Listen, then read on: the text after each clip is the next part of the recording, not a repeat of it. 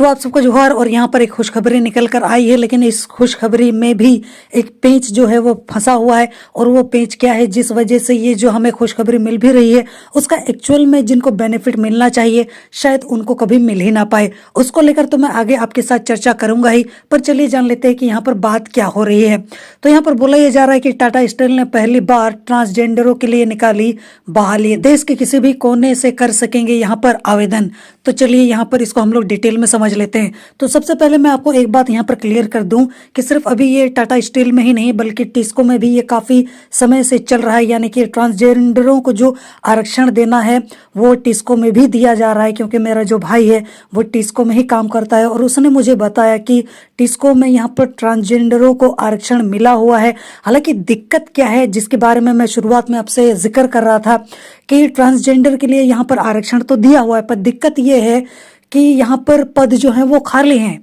क्योंकि यहाँ पर दिक्कत ये है कि आपने देखा होगा सड़कों पर ये जो दीदियाँ हैं, ये जो ट्रांसजेंडर्स हैं, उनको आपने मांग कर यहाँ पर पैसे मांगते हुए या फिर मांग कर अपनी आजीविका चलाते हुए तो देखा ही होगा। तो आप समझ सकते हैं कि इनकी लाइफ जो है वो स्टेबल नहीं है। हालांकि कुछ जो है वो जानबूझकर मांग कर खाती हैं या फिर कुछ लोगों की मजबूरी होती है, क्योंकि जो समाज है उन दीदियों को या फिर उन ट्रांसजेंडरों को एक्सेप्ट ही नहीं करना चाहता या फिर एक्सेप्ट ही नहीं करता है। तो वो क्या करेंगी, क्योंकि उनका दर्द और दुख सुनने वाला तो कोई है नहीं। अब यहाँ पर जो सरकार है, सरकार के दबाव में इन कंपनियों ने यहाँ पर आरक्षण वगैरह तो दे दिया है। सीधी सी बात ये तो समझ में आती है, क्योंकि सरकार को चाहिए वोट और यहाँ पर सरकार दिखाना चाहती है कि हम यहाँ पर ट्रांसजेंडरों के लिए, इन दीदियों के लिए इतना कुछ कर रहे हैं। हालांकि ये जो कर रहे हैं वो इस तरीके से कर रहे हैं कि कर रहे हैं लेकिन आधा है, लेकिन उसका फायदा जो है उनको कभी मिलेगा नहीं। मैं आपको समझाता हूँ। जैसे कि मैंने आपको बताया कि ये जो दीदियां हैं वो सड़कों पर मांग कर अपना आजीविका जो है वो चलाती हैं। अब यहाँ पर ये जो आजीविका वो चला रही हैं मांग कर, तो इससे आप इस बात का अंदाज़ा लगा सकते हो कि इनकी लाइफ में स्टेबिलिटी नहीं है। जैसी स्टेबिलिटी जो है वो हमारी लाइफ में है वैसी स्टेबिलिटी इनके पास नहीं है। हो सकता है कि शायद इनका खुद का घर ना हो, इनका अपना खुद का परिवार ना हो, तो इस तरीके से इनकी जिंदगी है। तो ये सारी बातें बताकर मैं आपको प्रॉब्लम की जड़ तक पहुंचाने की कोशिश कर रहा हूं ताकि आप यहाँ पर समझ सकें कि यहाँ पर एक्चुअल प्रॉब्लम क्या है। तो यहाँ पर ये जो बहालियां निकाली जा रही हैं या फिर जो आरक्षण दिया जा रहा है, इसमें डायरेक्ट यहाँ पर ज्वाइनिंग का तो कोई ऑप्शन है नहीं।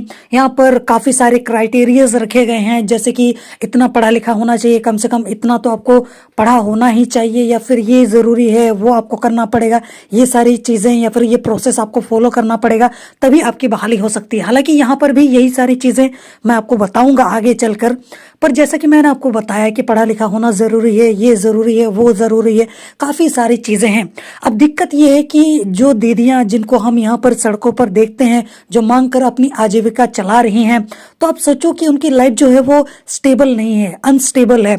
तो ऐसे में आप कैसे उनसे एक्सपेक्ट कर सकते हो कि वो पढ़ेंगी, लिखेंगी, आगे बढ़ेंगी। उनके पास परिवार का भी सहारा नहीं होता है, जो उनके अपने लोग होते हैं बस वही, और उनकी हालत भी लगभग बाकियों की जैसी ही होती है। तो वो ना ज़्यादा पढ़ लिख पाती हैं ना ही आगे बढ़ पाती हैं, और समाज तो उल्टा उनको धिक्कारता ही रहता है।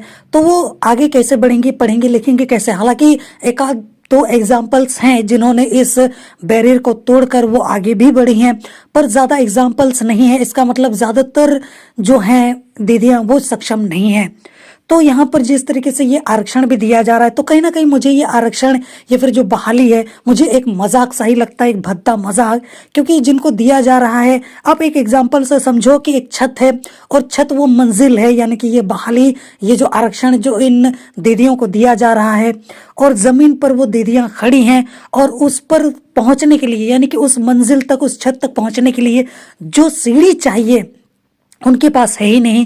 और जो प्रशासन है या फिर जो सरकार है उनको वो सुविधाएं दे नहीं रही हैं कि आपने वो आरक्षण तो दे दिया, आपने वो बहाली तो कर दी, इनके लिए नौकरी जो है वो सुरक्षित तो रख ली, लेकिन उस नौकरी तक पहुंचने के लिए, उस आरक्षण का लाभ लेने के लिए जिस चीज़ों की ज़रूरत है आपने वो तो उनको दिया ही नहीं।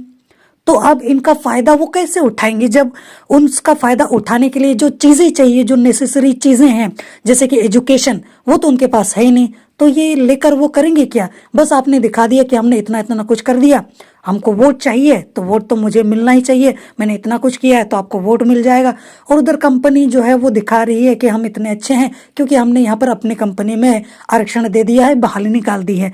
तो दोनों अपने अपने साइड यहाँ पर सेफ हो गए हैं। पर उनका क्या, जिनको एक्चुअल में यहाँ पर मिलना चाहिए था, मतलब वो हाथ को आया पर मुंह को ना लगा वाली बात ही हो जाती है। तो आपको एक्चुअल में अब समझ में आ गया होगा कि यहाँ पर प्रॉब्लम क्या है। एक्चुअल खबर क्या निकल कर आई है टाटा स्टील की तरफ से, जहां पर बोला ही जा रहा है कि टाटा स्टील ने पहली बार विशेष रूप से यहाँ पर केवल ट्रांसजेंडरों के लिए बहाली निकाली है। देश के किसी भी कोने से इच्छुक आवेदनकर्ता 15 फरवरी तक कंपनी के वेबसाइट पर जाकर ऑनलाइन आवेदन करते हुए अपने जरूरी डॉक्यूमेंट यहाँ पर अपलोड कर सकते हैं। आगे बोला जा रहा है कि इस आधार पर होगा यहाँ पर उम्मीदवारों का चयन, जहां पर टाटा स्टील द्वारा नियम के अनुसार आवेदकों की उम्र सीमा 1 जनवरी 1984 से 1 जनवरी 2006 के बीच होनी चाहिए। ये उम्मीदवारों का चयन जो है वो लिखित परीक्षा व मेडिकल टेस्ट से होगा। साथ ही उन्हें यहाँ पर चयन प्रक्रिया के दौरान उन्हें अनिवार्य रूप से ट्रांसजेंडर सर्टिफिकेट भी प्रस्तुत करना होगा। आगे बोला जा रहा है कि सफल उम्मीदवारों को देश के किसी भी कंपनी या अनुषंगी इकाइयों में नौकरी का मौका मिलेगा। टाटा स्टील ने यहाँ पर जारी सर्कुलर में सभी आवेदकों को चेतावनी दी है कि वे किसी भी तरह के फर्जी ईमेल और फोन से बचें। आवेदक विवरण देते समय जो भी ईमेल देंगे कंपनी पत्राचार उसी ईमेल के माध्यम से करेगी, यानी कि नोटिफिकेशन उनको उसी मेल के थ्रू मिल जाएगा। अंग्रेजी में पास होना अनिवार्य। यहाँ पर आवेदक का मैट्रिक में अंग्रेजी विषय के साथ यहाँ पर पास होना अनिवार्य है।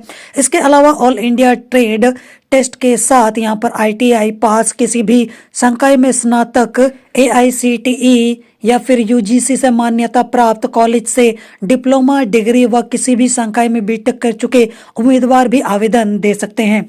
तो जैसा कि मैं आपको शुरुआत में बता रहा था कि छत, और मैंने आपको जमीन का एग्जाम्पल दिया था कि छत वो जगह है जहाँ पर आरक्षण बहाली वगैरह दी जा रही है इन दीदियों को, ट्रांसजेंडरों को, और जमीन वो जगह है जहाँ पर ये दीदियाँ ये ट्रांसजेंडर हैं। पर यहाँ पर एक सबसे बड़ी जरूरी चीज है जिसके जरिए मंजिल तक पहुंचा जा सकता है, वो है सीढ़ी।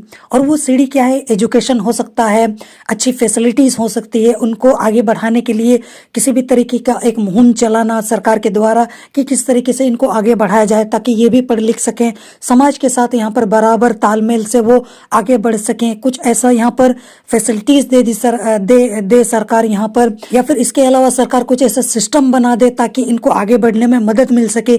लेकिन वो सरकार तो देगी नहीं, बस मंजिल और यहाँ पर जमीन और बीच की सीढ़ी गायब।